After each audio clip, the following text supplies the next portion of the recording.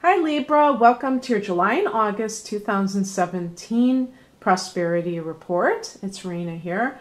So I'm going to be doing a simple tarot spread as well as picking a couple of oracle cards and a law of attraction card. And before I do all of that, I just wanted to tell you about a few transits that are affecting you in terms of your money, your career matters, and things of that nature. So, not a lot of activity in your second house, which is Scorpio at the moment. But I will bring up something that I think is very nice because it's going to be affecting you in the near future. And that is when Jupiter changes signs from Libra, your sign, to Scorpio. And then that means you'll have Jupiter in the second house of earned income. This happens in October, so I will be going more into that when I do my next report. But in the meantime, you have Jupiter in your sign until then. And you may have already seen that your life has had some kind of broadening, or maybe you experienced a lucky break. If you believe in luck. I don't necessarily believe in luck, but I believe in alignment, and I think that sometimes it's easier to get in alignment than others and to have things flow, okay?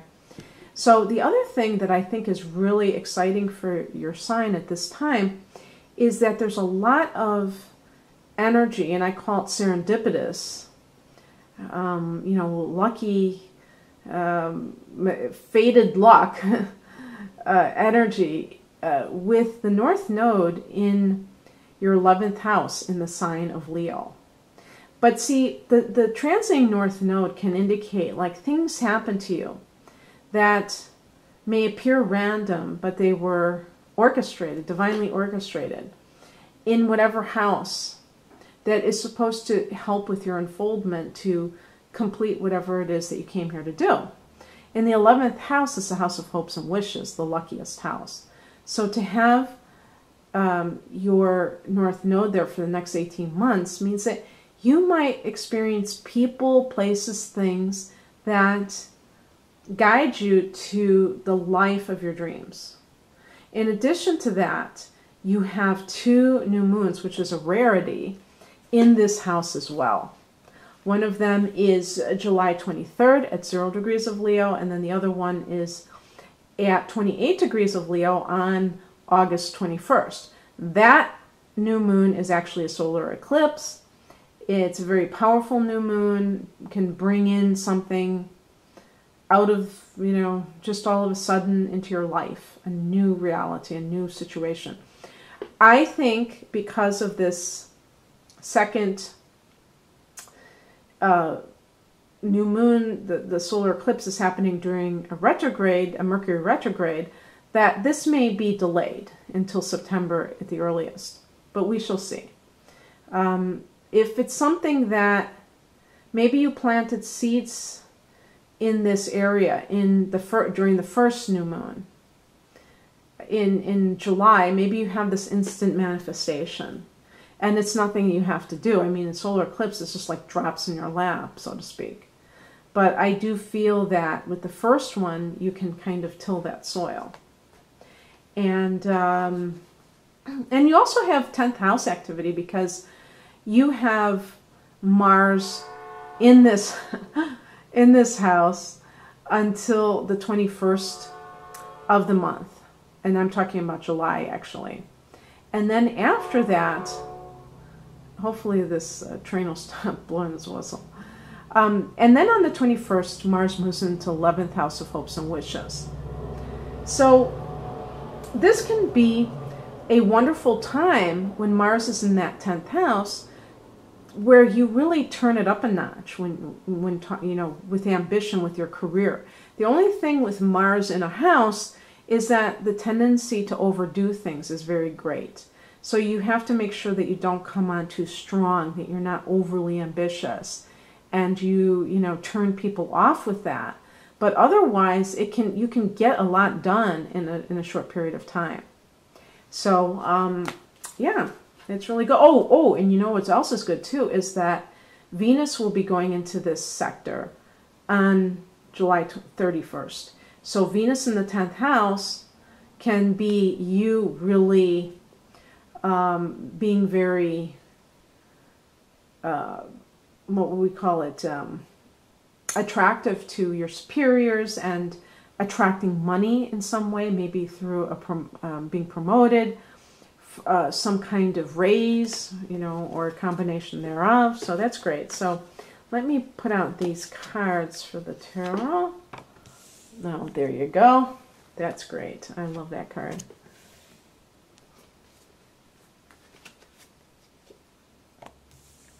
Some of the same themes that I've been dealing with other signs in combination. And you can see the wisdom of the oracle. I'm just going to cut a very simple milk and honey. Look at this. Isn't it beautiful?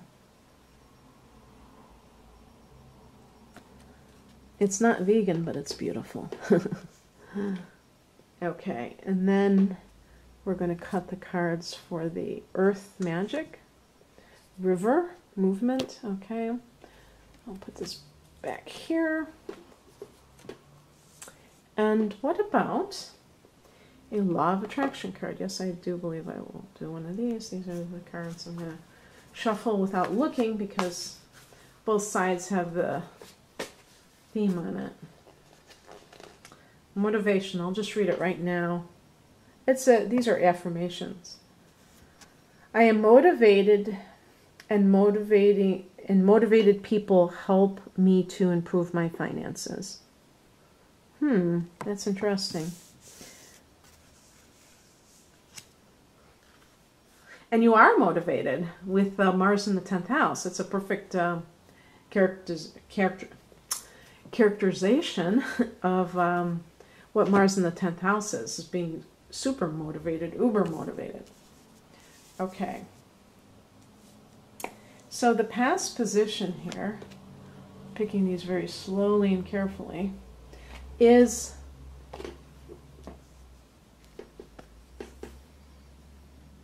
Ace of Wands.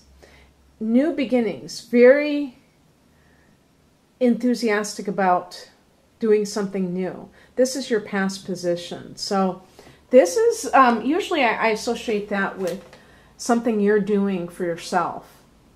So starting your own business.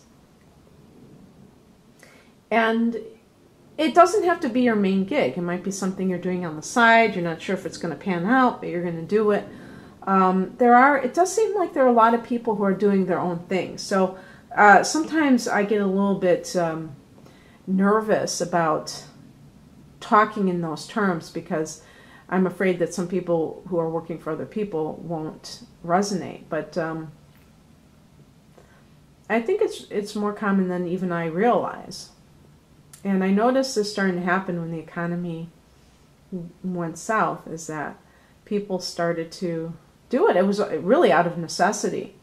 But I think that for our soul's expansion, it's also a change in consciousness where we no longer view the world as I need to go to you to take care of me, you know, if I work for you, that I can do that for myself. And the Ace of Wands is a very self-motivated card. You're a cardinal sign, so you really are a self-starter. You don't require anybody to light a fire under you or to kind of supervise you, and you tend to go in positions where you are the supervisor. And actually, we have a card that kind of goes along with that, which is the King of Cups. Whenever you have a king or a queen even, these can be people in authority positions. This person is, it's a combination of the male energy, but that's the externalized. So it's like the title of somebody who's in a position of authority with the cups or the sensitivity. So this could be being a person who is more feeling. If you, let's say that you did start something yourself, it might be the kind of job. I got this for another sign. It might, actually it was Gemini, your fellow air sign, and I got a bunch of spiritual cards. For some of you, this may be that kind of endeavor that's more of a soul-based business, heart-based business. It can be an actual boss that you have who is easy to deal with because they are extremely sensitive to the needs of their employees. And so you feel this sense of, if you started at a new company, you feel this sense of belonging and this sense of being taken care of, and you don't feel like just a number with this person. This person is very personalized in their treatment and very caring and fair. But I do think that some of you are this person, and something changed within you. Maybe you were going through the motions of a job that you didn't like, and now you feel like you can breathe again, and you can sometimes when you see people, this is one of the reasons why it's good to always try to put yourself in another person's shoes, because I know I've had my experiences of dealing with customer service that is less than pleasant, and it's easy to get offended by it. But then you say to yourself, well, how is this person being treated? Does this person have a boss that is understanding, caring of them, or do they just like constantly get berated because that is the way that the bad supervisor thinks is the way that you supervise people? This can be also like this can be parental. This is like the king can be a father, but it would be a father who is very caring, okay? And so a caring parent, a parent who is an effective parent, does not berate their children. They guide their children. They instruct their children. They don't berate them. People who don't understand how to motivate people, they use negative tactics to do so. This is the kind of person that understands the best way to motivate people, because they have an innate understanding of psychology and how people, and maybe even just on a spiritual level, they know that people do not respond well to insults and threats. And so they are very intuitive in how they guide other people. So whether that's you or somebody else, it's a very effective way of being. In the future position, we have the Two of Wands. So this can indicate having to choose between two situations. Again, I got this for another sign. It could be that you're in a place where you really feel like you belong, but you still have this urge to move. Maybe you just don't like where you live, but you like your job, and you want to move to another location. And you're weighing those things, or for some people it could be like you have this other side gig, but you haven't decided to quit your day job, one of those things. So I'm just going to continue to go down the line here. Milk and honey. I already held this up. 51. I got to look it up in the book.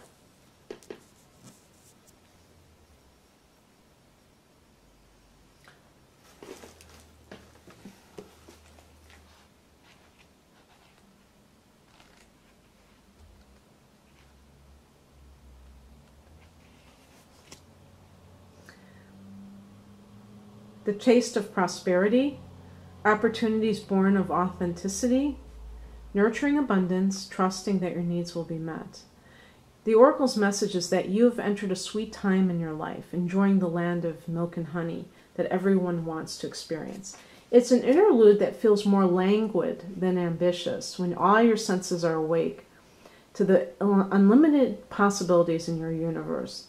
These times are precious, and only come when you're in your authentic zone, wearing the world as a loose garment, not wanting, yet able to be nourished in ways both tangible and subtle. Abundance is an energy that you're a living part of. All your needs are being met. You're given the gift of nourishment in every form. Oh, I really love that. And I would say that having Jupiter in Libra is that sort of alignment, because Jupiter is about prosperity, you know, or abundance, in terms of the expansive quality. There is only one, this is the prosperity message, there's only one authentic you. This version of yourself is Spirit's emissary in the world. When you're in alignment with the truth that you are a unique expression of the divine, your ego can rest and your soul can illuminate your purpose. Now is the time when you're seeking your true north.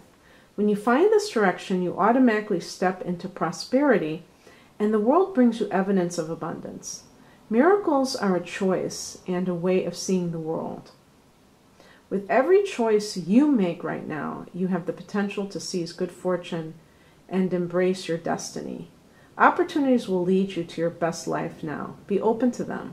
You're getting a sweet taste of what you want. Well, I can't really add to that. That's really beautiful. I do connect it, though, to that Jupiter transit in your sign. River, movement. Okay.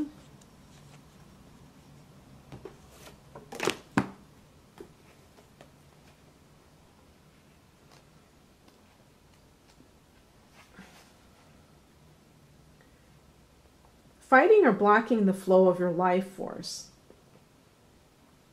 can lead you to feeling spiritually void and disconnected from source. Just like the metaphor of the river, it does not work to force or fight this compelling movement. When you simply pay attention and observe the flow, it becomes easier to navigate your experiences and see what lies ahead, or at least get a sense of what is to come by the ever-changing geography that unfolds as you cruise along. Your resistance is hampering your ability to make a choice in this matter. Hello? And by the way, you know, I didn't mention this, but since they mentioned choice, you know, Librans are notorious for having difficulty making choices. Surrender to the movement of life and be grateful, and you will see the signs along the shore and in the river itself that offer you clues about what direction your egoless self is to be making. Go with the flow is more than a trite aphorism here. It is essential that you do so now. Breathe, relax, and you will know. That's actually really good advice, because I often say this to myself, you know, if there's something and you're thinking, oh my God, I don't know if I can do this, you know, you have a decision to make perhaps, and maybe it's not a life or death decision or one that you have to make, but one that you want to make. What you can say to yourself is, I don't need to deal with this right now, and you can just kind of let it go. And that letting go of resistance is everything, because that can make it actually happen for you, where it just flows more naturally, like the river. When you like are tense and you're like, I gotta do this and all that stuff, that's when it seems like things don't work out the way that we want, because there's too much putting the pressure on the situation to unfold the way you want it to, okay? So, I guess I'll leave it there, and I hope you enjoyed this, Libra. If you'd like a private reading, you can click on the link below.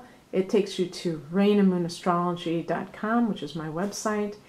And I hope you have a really wonderful and blessed next couple of months. Take care of yourselves. Bye.